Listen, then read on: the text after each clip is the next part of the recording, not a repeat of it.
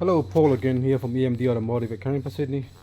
Just want to show you guys a quick video of how to install these actuators. This is your valve lift in the middle, and this is the actual actuator for your valve timing, cam timing, this one here.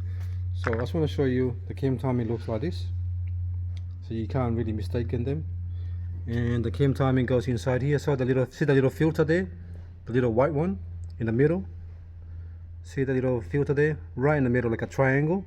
That is the correct way the filter is facing. If you don't see a little triangle there in the middle, that means you've got the filter the wrong way. So I already removed the filter out and check it. You need to remove it all the time and check it and clean it and put it back in. Forgot to do a video on that one. Sometime and then I'll show you how to install the cam timing or intake camshaft actuators. You got a little notch here. The little notch there. See that one there? Little notch. That's going to line up with that little, see that little one there, a little dowel there. So the way to put it is, don't worry about looking at actual where it is. Put it the wrong way. Make sure the seal is in there, the green seal is in. Make sure everything's back. So just put it on, put it the wrong way, put it this way, and then put a little bit of pressure inside there.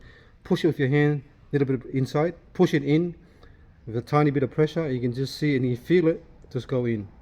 See that? It went in, and you just put your hand palm there and just press it in. It will hear a noise go there. That's in. This one here, it doesn't really matter, it just pops in. There's no other way. You can put it any way, and you always spin it to the right way. So the right way on both actuators, that the actual notch on the plug should be facing the exhaust, and the smooth part here face the intake. So top is like that, and the bottom like that. So the bottom should be facing down like that, and then you've got it the correct way. I'll show you on the other side, which I already installed.